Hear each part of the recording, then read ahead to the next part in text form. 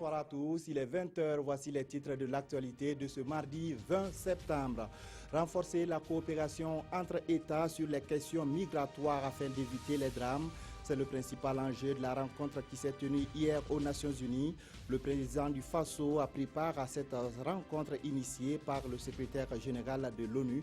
Des précisions tout à l'heure. À seulement 19 ans, il invente un véhicule et une armoire électrique.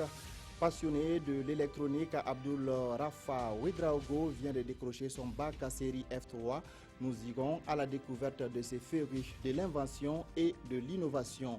Et puis, en République démocratique du Congo, de violents affrontements ont opposé des manifestants aux forces de sécurité. Le bilan est de 50 morts selon l'opposition, 17 selon le pouvoir. Lundi, le rassemblement, une coalition de plusieurs partis politiques d'opposition, avait appelé à manifester pour réclamer l'organisation d'élections présidentielles avant la fin du mandat de Joseph Kabila. Le président du Faso a participé hier au siège des Nations Unies à une rencontre de haut niveau sur les migrations.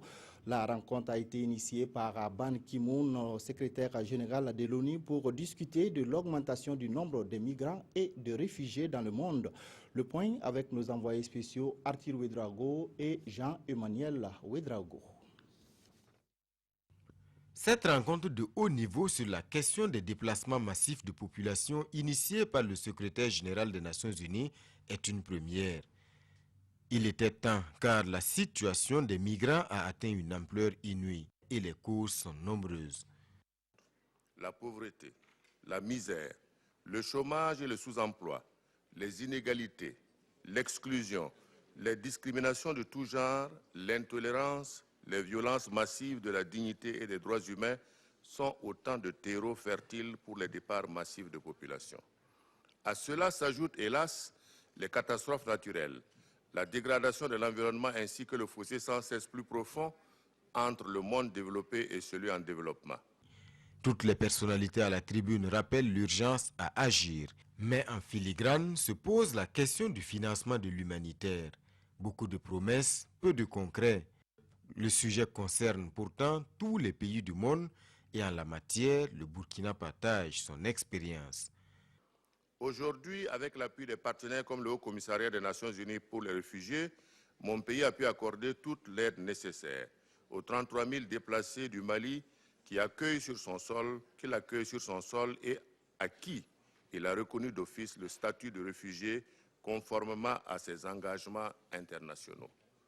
Avec près d'un tiers de sa population vivant dans d'autres pays, le Burkina Faso mesure à sa juste valeur la contribution des émigrés au développement national et au rapprochement entre les peuples. Pour Okmar Christian Kabouré, le phénomène migratoire dans son ensemble ne doit pas seulement être envisagé comme une menace, mais aussi comme une opportunité. Cette rencontre de haut niveau est sanctionnée par une déclaration, un premier pas vers un accord global sur les déplacements massifs de population en 2018. À New York, le président du Faso a dirigé une rencontre sur le dividende démographique. Plusieurs chefs d'État ont participé à cette rencontre organisée par l'UNFPA et la Banque mondiale. L'idée est de mettre l'accent sur la planification familiale pour créer les conditions d'un développement rapide et durable. Arthur Ouedraogo, Jean-Emmanuel Ouedraogo. Les jeunes et les femmes d'abord, c'est le slogan dans cette salle des Nations Unies. Ce qui est en question ici, ce sont les conditions pour que les pays africains, et particulièrement ceux du Sahel, puissent réaliser le dividende démographique, c'est-à-dire cette période transitoire avec une forte proportion de jeunes, moins d'enfants et de vieux, ce qui est propice au développement économique. J'ai la charge de porter à l'ensemble des chefs d'État du continent et dans les instances internationales l'appel de la jeunesse africaine afin que tout soit mis en œuvre pour lui donner l'espace et le cadre propice à son plein épanouissement et à sa forte participation au processus de construction de l'Afrique. Il s'agit de faire la capture du dividende démocratique un axe central de la réalisation du développement durable et de l'atteinte des ODD d'ici à 2030. Ce dialogue organisé par l'UNFPA et la Banque mondiale est présidé par le président du Faso. Sur le terrain, l'objectif du dividende démographique se matérialise déjà par l'initiative pour l'autonomisation des femmes et le dividende démographique dans le Sahel en cours de mise en œuvre dans 6 pays dont le Burkina. Miser sur les femmes et les jeunes, l'idée fait l'unanimité ici et le cas du Rwanda fait école. 64% de femmes au Parlement, 38% dans le gouvernement. C'est la preuve que le premier ingrédient, c'est la volonté politique. Nous devons toujours investir dans l'éducation, dans la santé des jeunes, dans leur formation et dans leur insertion dans le développement de nos pays. Tant que cela ne sera pas atteint, nous aurons toujours justement le recrutement, je dirais, des groupes terroristes sur des jeunes qui sont désœuvrés et qui ne savent que faire. Tout comme ces jeunes qui traversent la mer tout le temps pour aller travailler dans les pays européens et qui malheureusement perdent la vie par centaines au cours de cette traversée. L'UNFPA insiste sur la nécessité de réduire la natalité par la planification familiale. La jeunesse africaine, elle, est prête au combat pour le développement, martèle le représentant des jeunes pour peu que l'on lui donne les armes. Rochmark Christian Kaboré, lui, assume le leadership sur la question. Il invite les pays qui n'ont pas encore ratifié la charte sur la jeunesse à franchir le pas. Et puis, la 71e Assemblée générale des Nations unies s'est ouverte aujourd'hui à New York. Le président du Faso a assisté à l'ouverture des travaux marqués par le discours du président américain. Barack Obama a axé son intervention sur la guerre en Syrie et la crise migratoire. Le commentaire de Jérémy Sié Koulibaly. C'est la dernière fois que le président américain Barack Obama s'adresse à l'Assemblée générale des Nations unies comme chef d'État. À la tribune, le chef de la Maison-Blanche appelle à poursuivre les efforts diplomatiques en Syrie, en dépit des revers, notamment ceux liés à la fragilité du cessez-le-feu.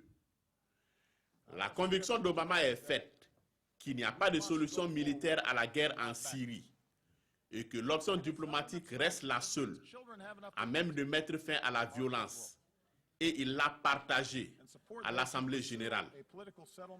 Les divergences entre Washington et Moscou sur le dossier syrien restent toujours d'actualité, car Barack Obama a dénoncé avec force l'attitude de la Russie qu'il accuse de tenter de retrouver sa gloire passée grâce à la force. Une dénonciation suivie d'une mise en garde. Le président américain prédit au Kremlin ni plus ni moins qu'un déclin de l'influence russe dans le monde sur la durée, si Moscou continue dans sa lancée actuelle. Obama a en outre appelé à une mobilisation plus accrue en faveur des réfugiés, ceux de la guerre en Syrie, mais pas seulement. Le chef de l'exécutif américain a aussi plaidé pour les 65 millions de personnes déplacées dans le monde. Il faut aller de l'avant, même quand c'est difficile d'un point de vue politique, a-t-il déclaré dans son intervention avant de se retirer. Les enjeux de la protection des données à caractère personnel sont au centre du deuxième forum africain des données personnelles. Les experts du domaine des technologies de l'information et de la communication vont également adopter un cadre juridique commun en la matière. Plusieurs pays africains prennent part à la rencontre qui a débuté ce matin dans la capitale burkinabé. Urbain Sommet, Momoni Soubega. Les technologies de l'information et de la communication qui connaissent une évolution rapide ces dernières années ne sont pas sans conséquences. Aux yeux des spécialistes, c'est un outil qui développe et qui détruit à la fois. À ce deuxième rendez-vous du Forum africain sur la protection des données personnelles, les États veulent mutualiser les enjeux et partager les expériences sur la protection des données dans l'optique de mettre les TIC au service du développement. C'est l'occasion pour que les différents pays discutent autour de ce sujet. Et au niveau aussi des données à caractère personnel, c'est encore l'occasion pour voir comment faire pour sensibiliser la population. L'agenda du forum prévoit plusieurs communications. Elles vont porter essentiellement sur les questions de la protection des données personnelles et sur les questions sécuritaires comme la lutte contre le terrorisme. Notamment le terrorisme face aux enjeux du numérique et les données personnelles. et la jeunesse, comment les jeunes utilisent ces données, quelles sont les mesures de sécurité à prendre lors de l'exploitation des données des individus. Au nom du chef du gouvernement burkinabé, la ministre en charge du développement de l'économie numérique et des postes a invité les autorités de protection des données à une bonne coopération pour répondre aux exigences de l'heure en matière de protection des données. Le forum prévoit également l'adoption des statuts du réseau africain des autorités de protection des données pour une meilleure défense des intérêts des citoyens africains. Nous recevons le professeur Alpha Oumar Dissa, ministre de l'Énergie, des Mines et des Carrières, pour parler de la semaine des activités minières d'Afrique de l'Ouest, Samao. Bonsoir, monsieur le ministre. Bonsoir, monsieur Sayan. Alors, la Samao est à sa première édition. Elle se tiendra du 22 au 24 septembre à Ouagadougou. Alors, quels sont les objectifs recherchés à travers l'organisation de cette rencontre? Tout d'abord, tout le plaisir est pour moi de venir partager la teneur donc, de cet événement qui est un événement majeur, aussi bien pour l'économie du Burkina que pour l'ensemble du système minier burkinabé. Donc, il faut savoir que la Samao est une semaine des activités minières. Donc, c'est une semaine qui va regrouper plusieurs manifestations minières, que ce soit aussi bien au niveau des mines que des carrières, ou toute autre activité en lien avec donc, ces secteurs. Donc, il faut savoir avant tout que tout système minier au monde, je dirais, comme une sorte de voiture, il faut donc l'entretenir, il faut aussi l'approvisionner en carburant. Et à l'image donc des autres pays du monde, le Burkina a un système minier croissant. Un système minier, donc on parle de boom minier, un système minier donc en florescence. Et pour pouvoir avoir un système dont le socle est solide et qui puisse tenir et qui puisse être viable, il faut nécessairement donc un certain nombre donc de piliers, et parmi ces piliers, ou je dirais parmi ces rudiments, il y a donc la manifestation minière. Et il faut savoir que la manifestation minière n'est pas, en tout cas dans le jargon du système minier, juste une manifestation où on a juste des rencontres et ensuite on se sépare. C'est d'abord un cadre, c'est une plateforme, je peux dire, de partage d'abord d'idées.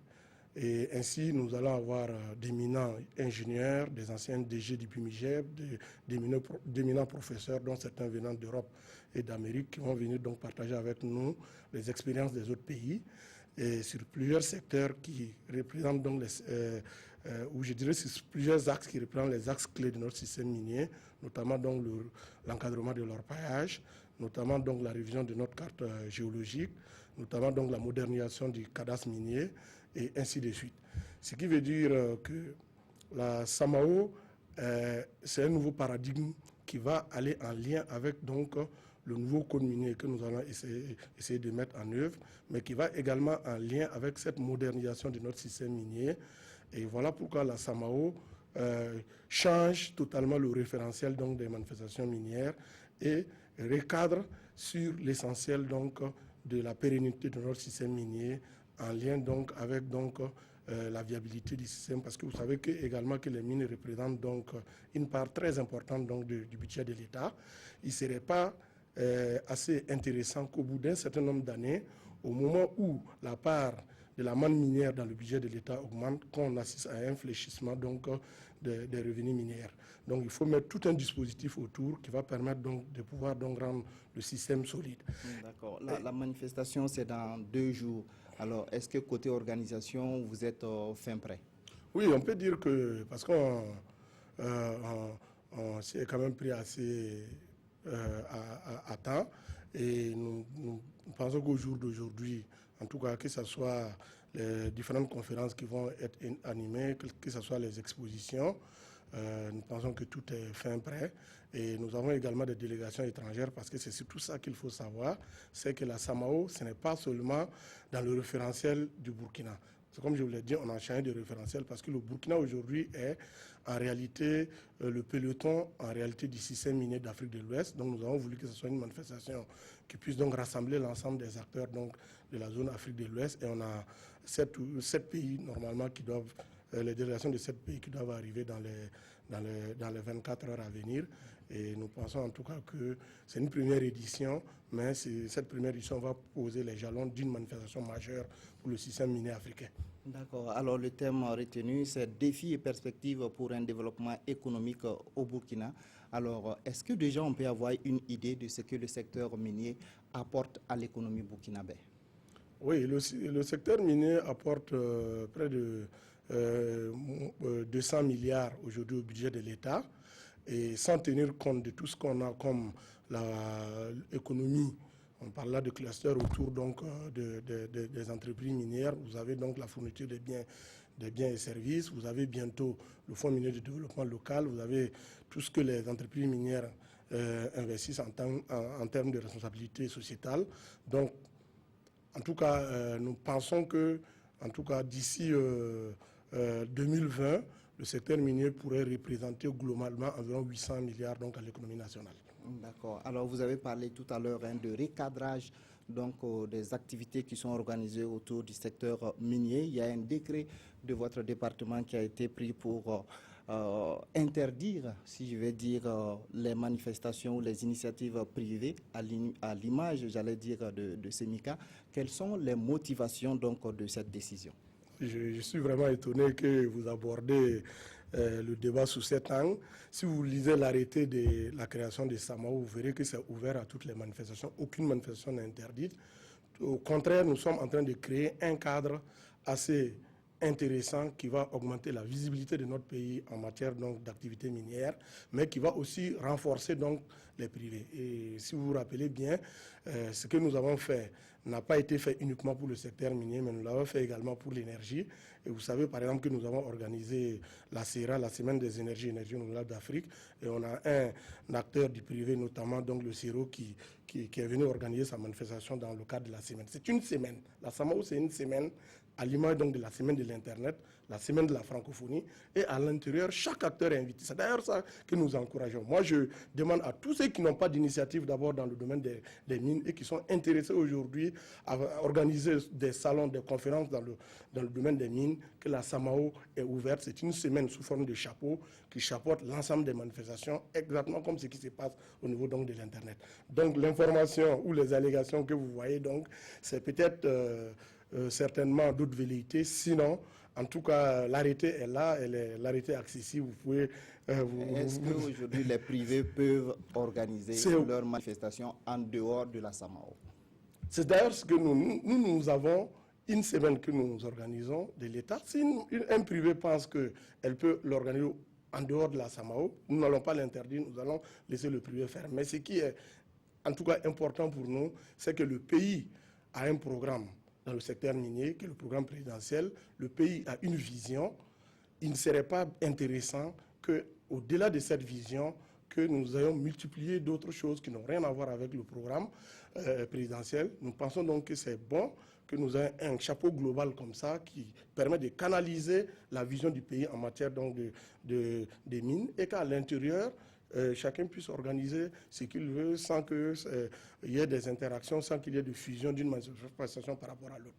En tout cas, c'est notre vision et nous avons vu des exemples ailleurs et nous pensons que ça fait partie donc des meilleurs exemples donc à travers le monde. Et en tout cas, nous encourageons les privés qui veulent venir, nous allons les accompagner au niveau de la SAMAO pour que cette vitrine et cette plateforme puissent permettre donc au Burkina de pouvoir donc s'imposer à l'international donc dans le cadre donc du système minier. D'accord. Un mot à l'intention ou à l'attention, j'allais dire donc des acteurs du système minier et de la population de façon générale à quelques jours de l'ouverture. Oui, je dirais que ce qu'il faut surtout savoir, c'est que la SAMAO a été conçue pour changer le référentiel. Vous savez que vous avez des entreprises minières qui ont fait des explorations et qui sont en difficulté. Vous savez qu'il y a des entreprises minières qui sont à la recherche donc d'autres partenaires pour participer donc dans leur capital pour pouvoir développer donc les mines. Nous pensons que la SAMAO va être cette plateforme technique qui va permettre donc aux différentes entreprises donc de venir partager et de pouvoir donc se mettre ensemble pour constituer des capitaux et pouvoir donc développer le système minier burkinabé. Et nous avons donc un bon exemple donc, déjà que nous avons, qui est le mariage entre l'entreprise donc Griffon, qui devait finir la construction de sa mine depuis août 2016 et qui, par faute donc de moyens, n'est pas arrivé. Et Très bientôt, nous avons Teranga Mining qui participe donc dans le capital donc de Griffon et qui va permettre donc de commencer la construction de la mine donc de Banfora. Et ce sont ces exemples-là que nous voulons encourager. C'est ça qui est porteur à notre système minier. C'est ça qui permet donc de rendre notre système minier solide. Ce n'est pas en organisant juste des manifestations, se rencontrer, se séparer. Nous voulons un système viable, solide, qui va permettre donc au pays de tirer le maximum de profit des mines et non un système minier juste volatile qui ne va rien apporter à notre pays.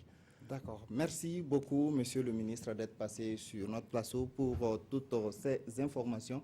Alors, je rappelle, chers téléspectateurs, que nous recevions le ministre de l'Énergie, des Mines et des Carrières, le professeur Alpha Oumar Dissa, et avec lui, il a été question de l'organisation de la Samao qui débute le 22 septembre à Ouagadougou.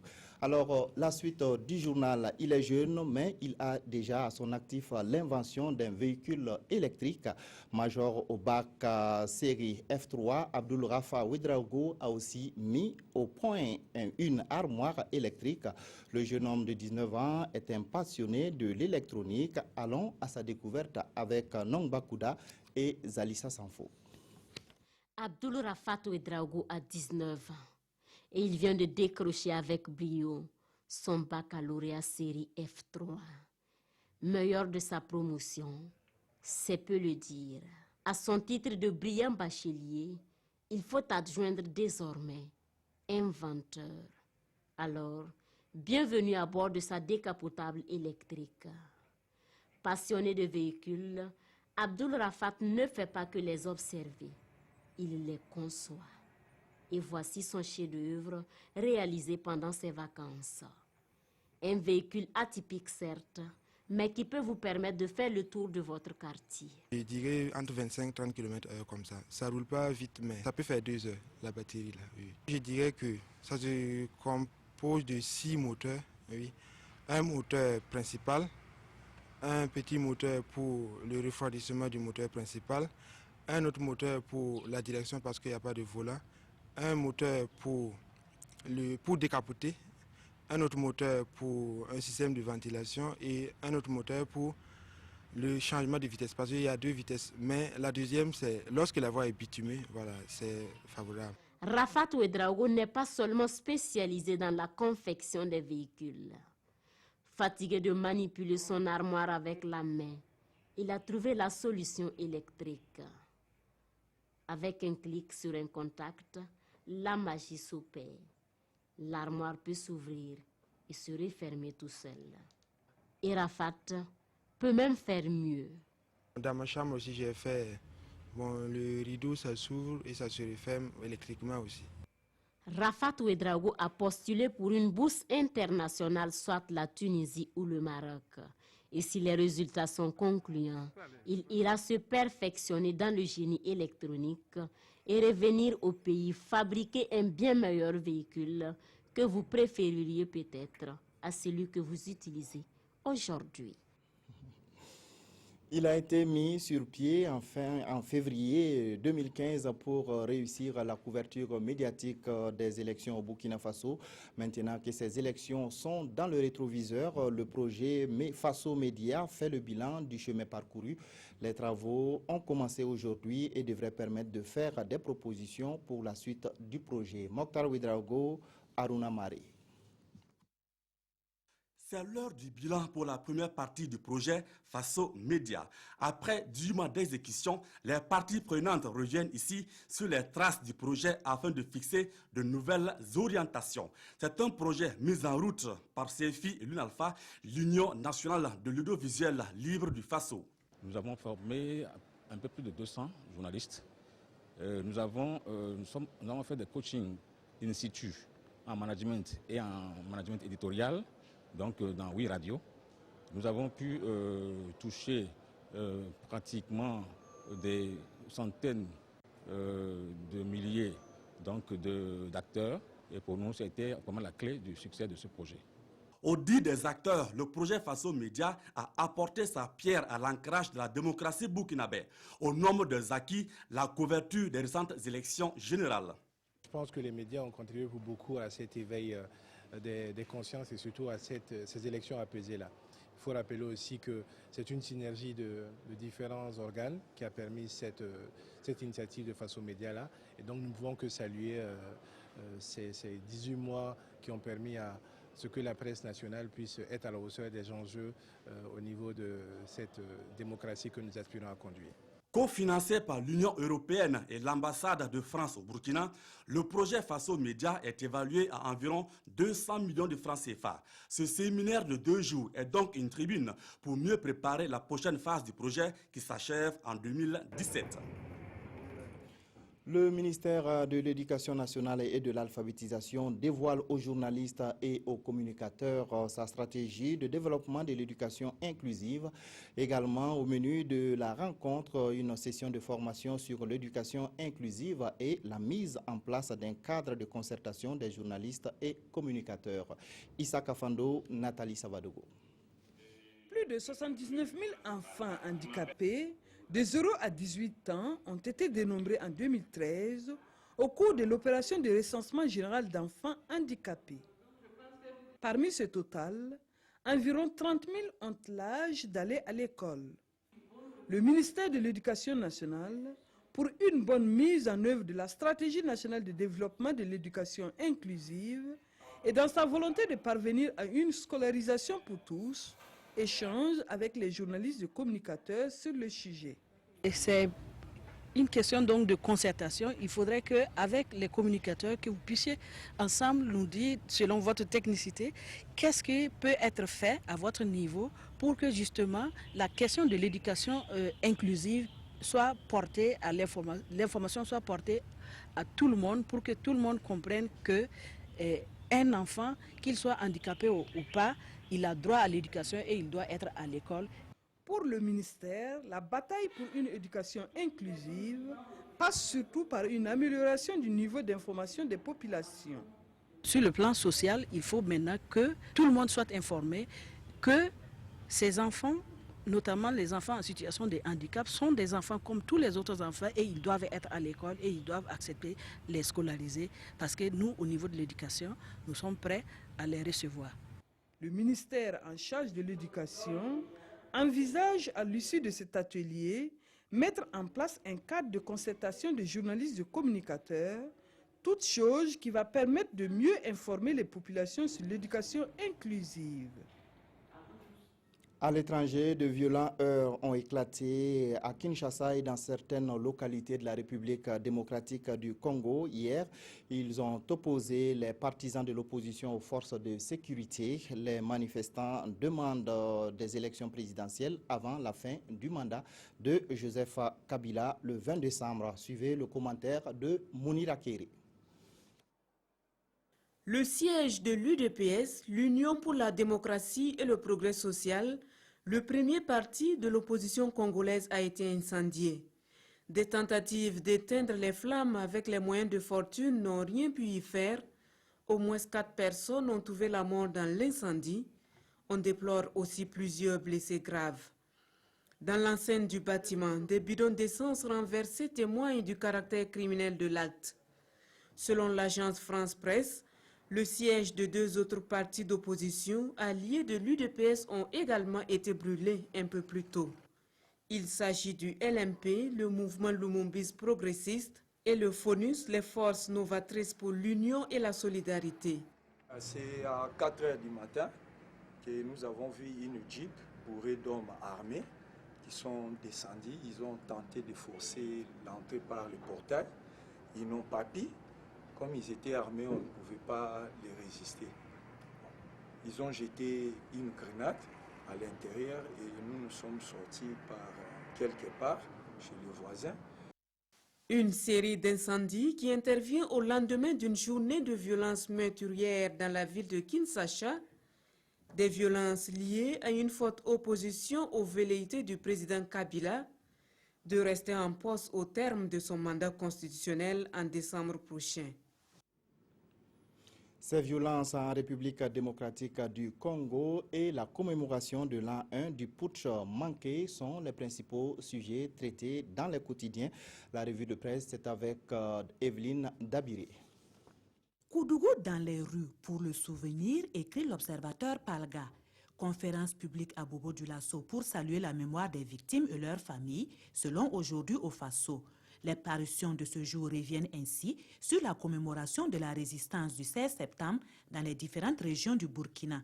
Sidoya, quant à lui, rapporte l'amertume des familles affectées et estime que cette commémoration méritait plus. Elle devrait marquer la mémoire collective par d'autres actes comme un message du président du Faso et la résolution du volet judiciaire, poursuit ce journal, qui conclut que le gouvernement devrait prendre des dispositions nécessaires afin d'éviter que les prochaines cérémonies d'hommage ne soient des moments de perturbation des martyrs dans leur repos éternel.